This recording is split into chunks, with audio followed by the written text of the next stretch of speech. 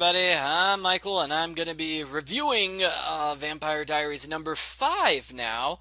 So as a heads up, this is going to be a really rough draft of a review rather than a full, polished review like my previous ones. That's because this book is over 500 pages, so doing a full review would take me forever, and it would be a huge waste of time because less than 1% of my subscribers bother to watch the Vampire Diaries reviews to begin with. So yeah, I'm just going to go with my first impressions of the book rather than trying to make everything all smooth and polished. I am still going to keep reading this series, and I'm kind of sad that this is no longer a teenage love drama series. I really like the teenage romance stuff, but now it's an adult horror series, so it's definitely adult situations like nudity. There is a ton of nudity in this book, and it made me feel very uncomfortable. And there's a lot of violent stuff in this book. It's definitely for adults, and it's scary. And in retrospect, that should have been a huge warning sign that I would not enjoy this book at all. But the book suckered me in with its cool premise. The premise is Elena's got amnesia now. Elena was brought back to life after 6 months, and she has amnesia. That's a really cool premise. Like, I would love to see her go back to high school and she doesn't remember anybody and she tries to avoid getting caught. That would be cool, but that's not what we get. Instead, Elena's an angel creature. So, she's this angel spirit, which means she can fly and she doesn't really wear clothes. And because she's got amnesia, she doesn't remember how to talk. So for the first third of the book, she's just sort of floating around and doing nothing besides begging Stefan to make out with her, because even though she's a pure angel spirit, she still wants to make out all the bloody time. It's just plain weird, and honestly, it's not very interesting to see a non-talking angel stay in a room and do nothing for a week.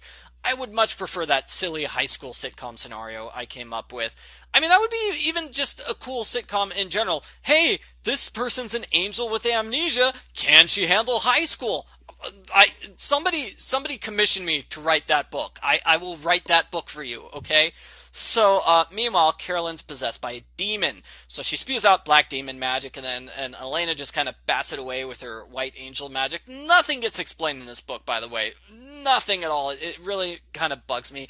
I want to know, what are all the angel powers? What are the limitations of the angel powers? They kind of went into that with vampires in the previous book, so I kind of wish they did that with the angel powers. But instead, we're just going to make up our powers as they go along to suit the plot convenience. I don't like that. I don't like that at all. That's what I complained about in previous books. It happens again in this book. Anyway, so the demons, we've got two demons, Shinichi and Misao. They're Fox Kitsune demons. They put a bug inside Damon, and it turns him evil, so he starts acting evil, and the weird part is, you can't tell the difference. He beats up Stefan, and he seduces random girls. What's the difference? He did that in the previous book. That is not Damon being evil now. That is Damon being normal, really, so I can't tell that he's possessed. And Damon knows that there's a demon that's messing with him, but he doesn't warn anybody that there's a demon on the loose, and he doesn't really do anything about it. He's kind of useless. Okay, so Bonnie and Matt and Meredith, they're driving home when they get attacked by tree demons. They're called Malik. The branches break into the car and they start growing. So our heroes hide in the car trunk for safety. Bonnie sends a psychic message to Damon for help. He's outside the car and he's like, wow, that tree is killing them. That's so awesome. And he waits for a half hour before he realizes, oh, wait a minute, I have a huge crush on Bonnie. Oh, yeah. Damon's got a thing for Bonnie now. Did he have a thing for her in the previous books? I don't think so. But something about Bonnie just really gets Damon. So he goes super far out of his way to save her, including giving up his vampire blood, his valuable vampire blood. Whoa! But since he's Damon, he does this in the most evil way possible. He wants everybody to think the worst of him. And he's like, ha ha ha, I'm evil. Yeah, I don't care about anybody but myself. But then Bonnie hugs him, and that breaks a small part of the evil shell that's around his cold heart. Stefan and Elena, they make out on the forest, and then Damon's just watching them angrily like, I wish I had somebody to make out with. And that's when the demons show up, and they make an evil plan with Damon. So the plan is that the demons will destroy the entire town, except for Elena, Bonnie, and Meredith, of course. They're the main characters. They have to be safe. And they're also going to get rid of not Damon. They're going to get rid of Stefan forever. So that's basically Damon's plan. He's like, hey, get rid of my brother so I can make out with his girlfriend and also the redhead that I really like and their random friend, I guess? Ugh. Okay, so next morning, Elena's back to normal.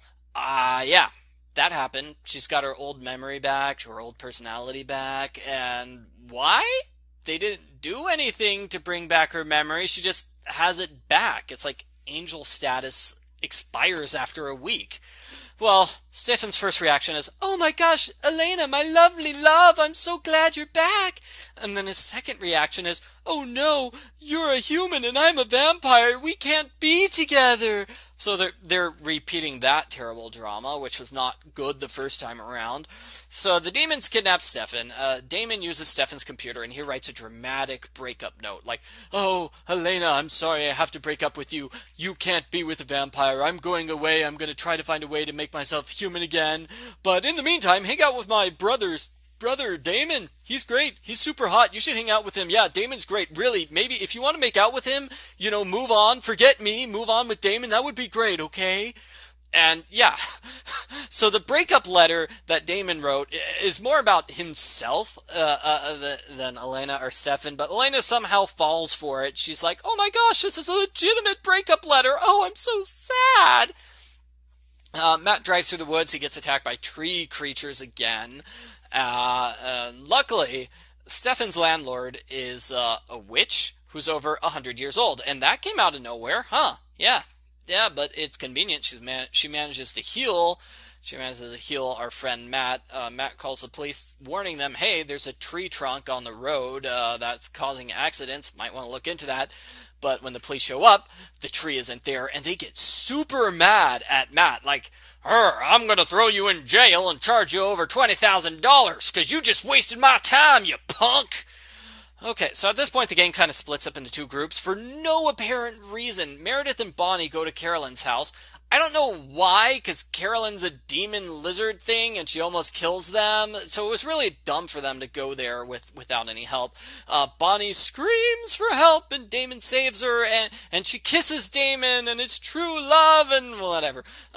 Bonnie and Meredith visit a bunch of other people in town, and Misao has possessed them, and I can't talk about what they do, because it's really terrible stuff. This would be like an R-rated video if I described the terrible, graphic, disgusting things that the people in town are doing to themselves and to other people. So I'm just going to leave it at that, say it's really, really terrible. Matt and Elena, they go into the woods to meet Damon. He beats up Matt, and then he forces them to make out with each other while he records a video of them making out with each other. Again, what is going on? Like, why is he making videos of Elena? It's dumb. It never gets mentioned again. I thought Damon wanted to make out with Elena, but he wants her to make out with her ex-boyfriend. Anyway, random and stupid. Elena runs away into the woods, but she doesn't really end up in the woods. Guess what? She falls into Shinichi's magical snow globe to another dimension, or something like that. Shinichi gives Damon a magic key that will take you anywhere you want. So he goes into the snow globe, he gets her inside a house, and he slowly nurses Elena back to health. This snow globe segment takes over 100 pages.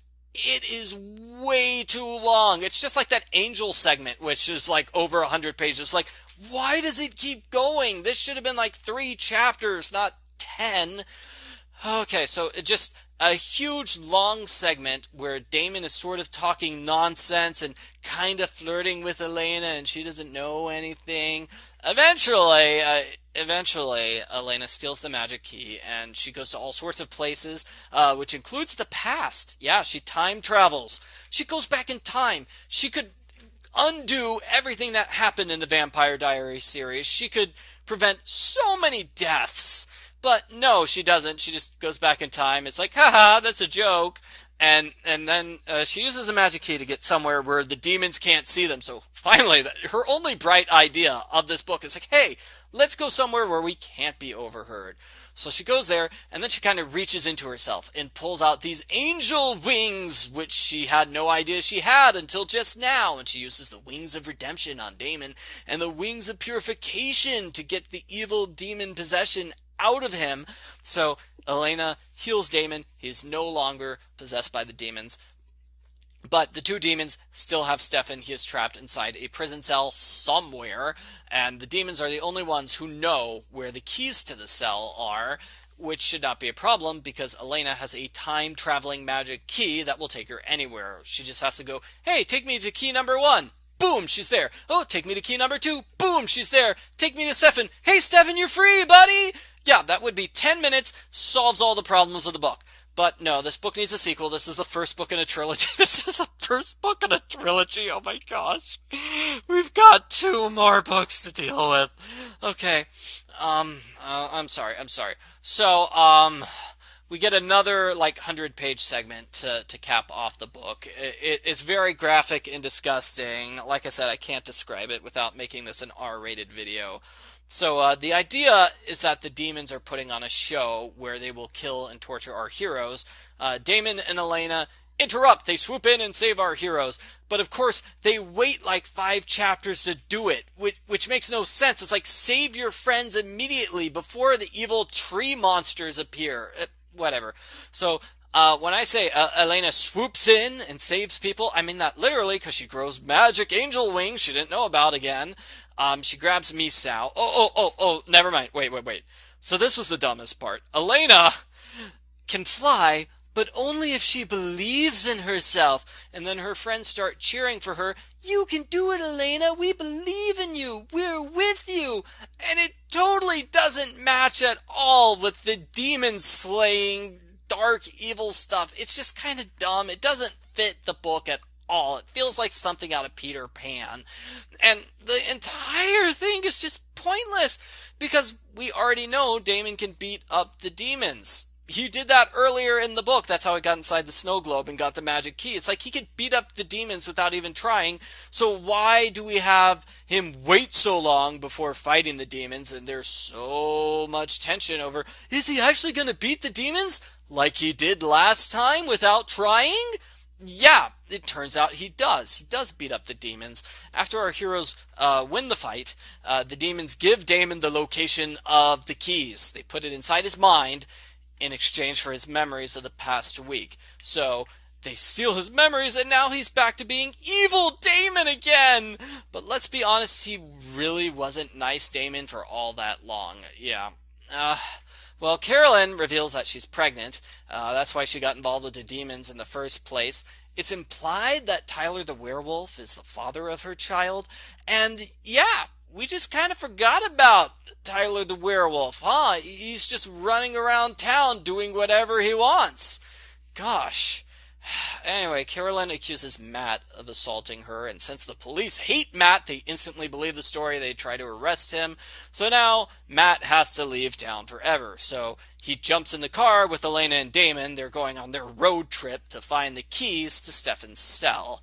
And that's where the book ends. Next book, I'm sure our heroes will try to find the keys, and I'm sure the demons left riddles as to where the keys can be located, which will take forever.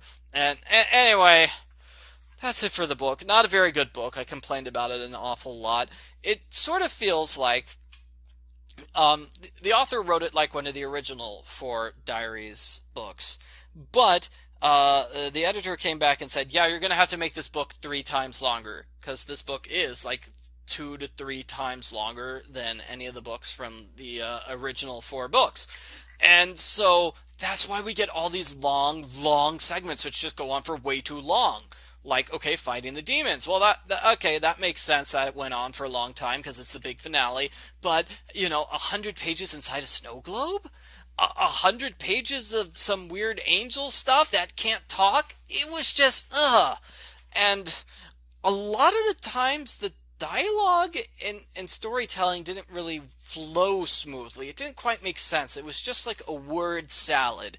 I know the idea is that Damon's delirious. He's like half himself and then half possessed, and so he doesn't really know what he's saying, so he's saying all these weird random things. I know that's on purpose, but that doesn't make it more fun to read, just page after page of just words kind of thrown onto the page. It's just a word salad. It's hard to swim through. So, what was good about this book? Well, at least it continues the story. I really was interested in seeing what happened to Elena next. Didn't really like what happened to her next, but I'm kind of okay with the fact that, hey, guess what? She was an angel for a while, and now she's back to being human. So that's cool. She's back to her old self, I guess.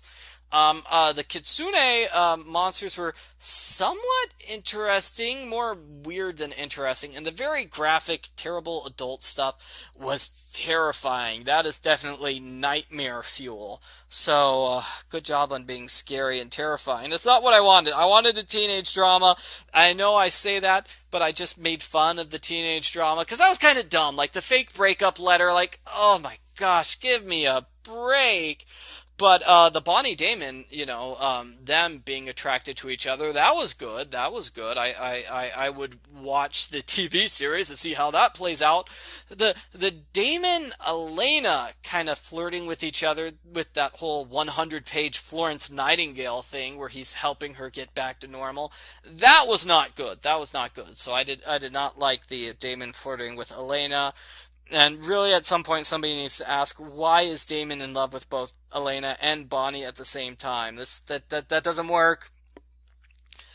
So, I'd better wrap this up. Like I said at the start of this review, this is just sort of me throwing things out, a very rough draft of a review rather than a complete polished review, and that sort of is how I feel about this book. Sort of like, we've got ideas and they don't quite work, and we haven't gotten everything back together, and it's mostly just talking and talking and talking and talking and just talking. It's a word salad, like I said, just a huge word salad. And yeah, I give Vampire Diaries number 5, Nightfall, a 1 out of 10.